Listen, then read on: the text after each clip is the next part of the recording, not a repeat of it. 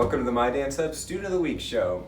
I'm Brian Hankins, and today we have Denny and Jill Wold, husband and wife and longtime dancing couple. Welcome to the show, guys. Thank you, Brian. It's a pleasure to be here. Good to see you guys in this crazy pandemic time. Hey, we got to get out of the house for a little while today. We gave you a reason to get out of the house, so that's at least good. So I always like to start these with a little bit of people's history. So how did you guys get started dancing? Well, you know, we did some ballroom dancing through park districts when our oldest daughter, who's now 46, was young. Okay. And so we knew some basic steps. And then as we got older, we were moving into our 60s, and I said, boy, I want to learn to tango. Yeah, everybody wants to learn to tango at some I know, point in you their think life. that's the be-all You and get to the that point end-all. in your life. I know, I need so a tango. we needed tango, Yeah. and so that was always sort of the agenda. But we didn't know where to go, how to do that. Yeah. You want to take over? Well, we went to a fundraiser. Joe was on the library board and they had a Uh-huh. In fundraiser. Aurora. So one of the baskets was for ballroom dance lessons. Perfect. So we said, well, it's something we can do together. 'Cause Yeah. Joe was going to be retiring soon. Sure. And something that we could combine our, go away from our careers and do something separate. Something different, yeah. You know, And this was so- at the end of 2012. Okay. So we bought 4 lessons for $75, and we thought, Perfect. 4 lessons, we don't need any more than 4 lessons. You're going to That'll learn be everything you need to know in plenty. 4. That's a Yeah, ton with of 4 time. lessons, 4 that'll lessons. just be.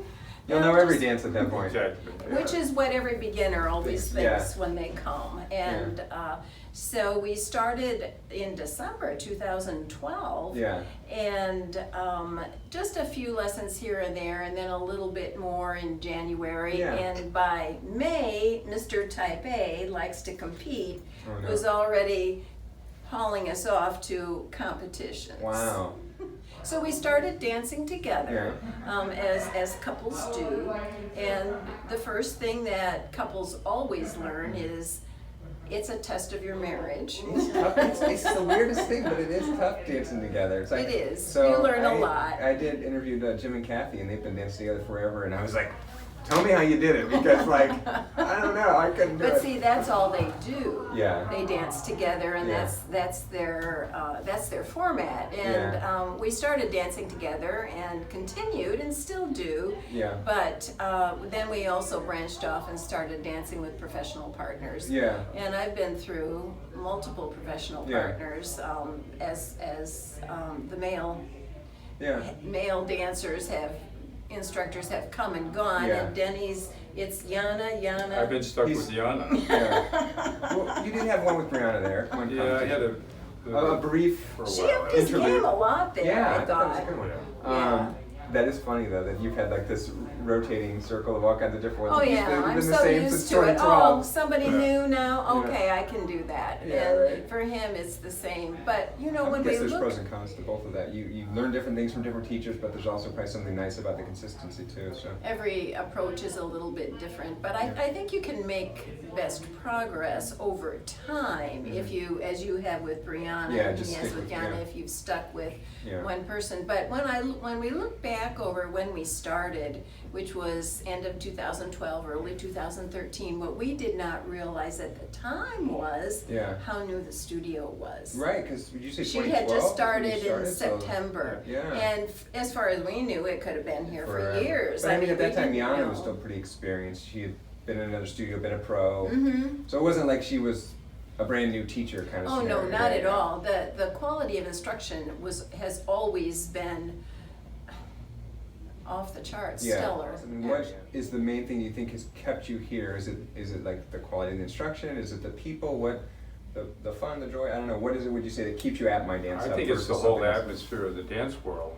You Yeah. know, we've created so many friendships here that we Yeah. would never have encountered, you know, through the studio alone and going to competitions Yeah. and interacting with people from all different walks of life. Yeah. You know, and we've got some really great friendships that, you know, we really enjoy just being Yeah. around. And the instructors and the people around the studio have just been very supportive. One thing about ballroom dancing, for me, is everybody's been very supportive. Yeah. You know, you have people that are, and give you good pats on the back when Yeah. you need them, and are very, you know, complimentary, and urge you to keep going and Yeah. come to the, you know, the group lessons, Yeah, you yeah. know, and interact. With it. And I As think- Denny said from the beginning, the thing that really amazed me and impressed me was the level of encouragement that as a beginning dancer, Yeah. and I still consider us as beginning dancers, it's hard to It's hard to move get up, past especially when you start at our age. Yeah. That everybody is very complimentary. Totally, yeah. And even though you go out there and you think, oh, it's terrible, and generally I am pretty terrible, but nobody is going to say, oh Yeah. boy, you were awful. I can't. Yeah. They're really very encouraging. What we did the first year, we decided we were gonna show off to all our friends that Yeah. we could actually dance, what we were doing. Yeah. So we worked on the choreography of a tango routine Yeah. with Igor and Mhm. Yana Uh-huh. and Jill and myself, and we rotated partners in the middle, and Yeah. it was really quite a thing. We had Martin Costin do the choreography Yeah. on it, and It's a great routine. Yeah. We should resurrect You gotta bring that. it back. So Yeah, we've thought of that. we're going to perform at McCormick Place about 8 o'clock in the morning, Mm-hmm. but it was postponed till like noon because at 8 o'clock there's hardly anybody. The expectation was there. there wouldn't be much of an Oh yeah, we audience. can go out there and do that. Yeah. And we did it, and I remember saying to Yana, I says, feel my chest. I mean, my heart was You beating show up so and there's like tons of strong. people there. Oh yeah, there were about 500 people there by then, and We were brand new, And and brand we were new. so misled. It was sort of, 500 oh, people, just, that's you know, huge.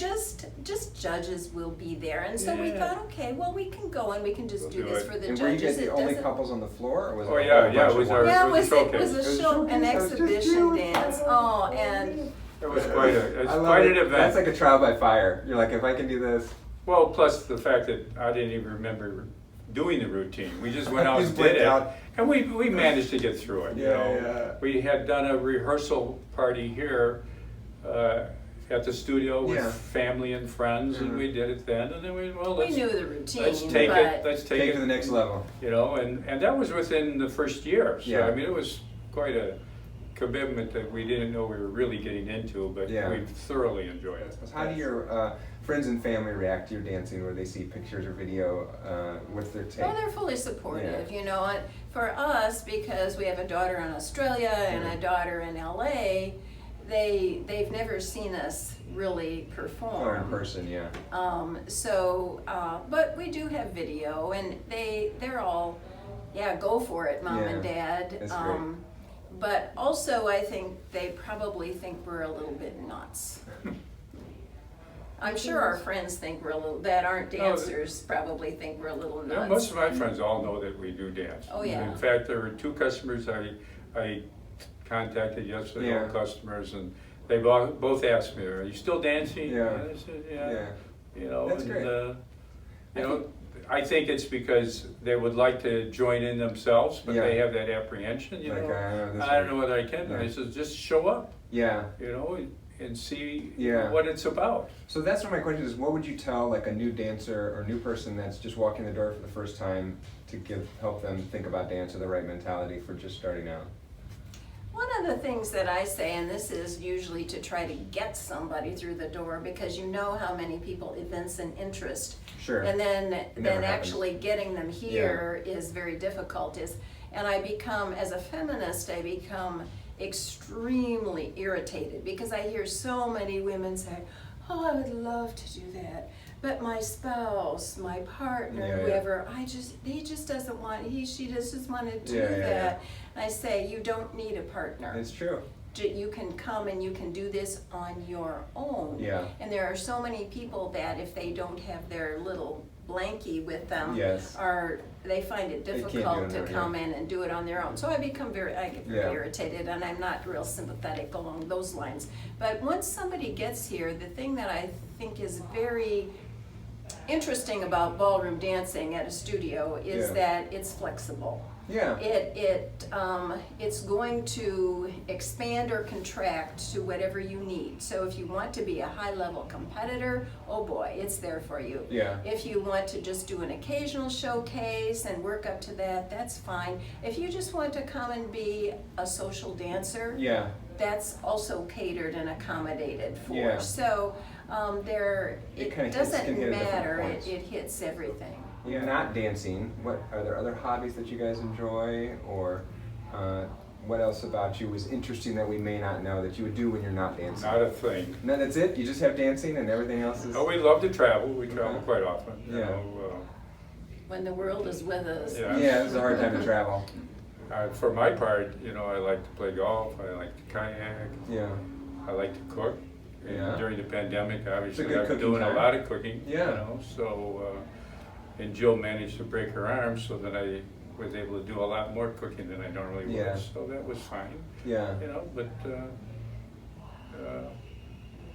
I know you're an avid reader. Well, yes, I, started my professional life, didn't end it there, but started it as a librarian. Yeah. So reading, of course, I mean, the stacks and stacks of books are growing, particularly during this pandemic. Right? It's a good reading time. Well, yes, but it's a little hard to focus too Yeah. in this environment. But I also, here's where your wife comes in, although I don't go to her gym, Yeah. I do like to lift weights. Yeah, I think it's And I great. do like to work out with a trainer. I think it's great. And I am back to doing that, and that feels very natural. I It's do good for think the body. that strength training is extremely important. Totally. It definitely will help with your ballroom dancing, and ballroom Yeah. dancing helps with strength training, so they complement each other beautifully. Totally. What book or movie has had the most influence on you? Or if you could put a message on a billboard for the world to see, what would it be? Well, I can do both of those, Wow, obviously, that's as okay. a. Yeah, see, we picked the right person here. Yeah. Really. As a reader, one of the books that I really have not forgotten, and it came out around 2008, the author was Alan Weisman, and it's called The World Without Us. Okay. And I think you'd like it if you The haven't World Without read Us. it. I think I just started. That's in my Kindle sample. So what I'll end up doing is someone will recommend a book, and I'll get the sample down to my Kindle, and I just started it. Is I this- think it's still very relevant, Yeah, even yeah. though it's about a dozen years old now. It's Yeah. a nice science base to it. He's Yeah. a journalist, and so he writes well. Yeah. But his research is impeccable. This is kind of like we saw a little bit of that book with COVID, where people weren't outside as much and the impact on the environment. Is that right? It's that same book has that and angle a little bit. it's sort of, the premise is sort of, well, what would happen to the earth if all of a sudden people Right. evaporated Yeah. immediately? Which, Right. as We think our COVID place makes is so its central. inroads, Yeah. may not be, he may be more prescient than he thought when he wrote it. Yeah.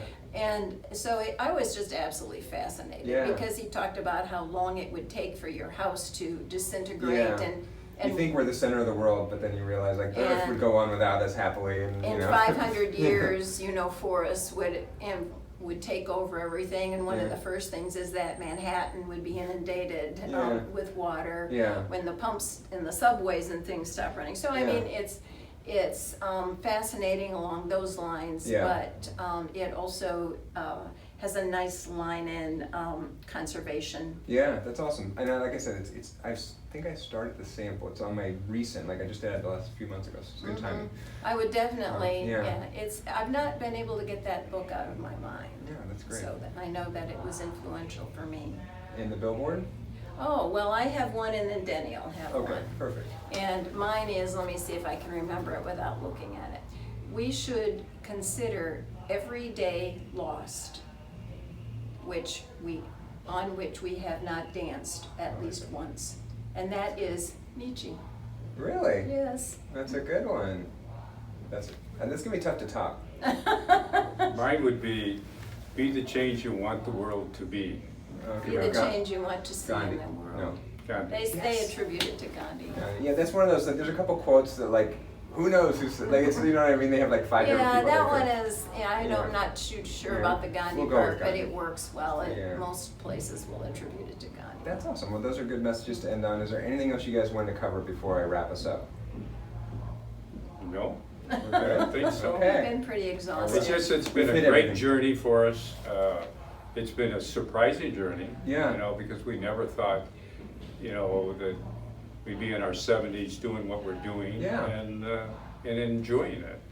And part of it is just the physical and the mental aspect of dancing, keeping us keener Yeah. than some of our It's friends our are. hedge against dementia. It's one of the few Smart. things that, And the whole process, but I think just the community, the friendships we've They're created, huge, right? we really, really enjoy it and love it. That's awesome. Well, I think it's a good thing to end on. I'll take us out. This has been another episode of the My Dance Hub Student of the Week. Until next time, do what you love and keep dancing.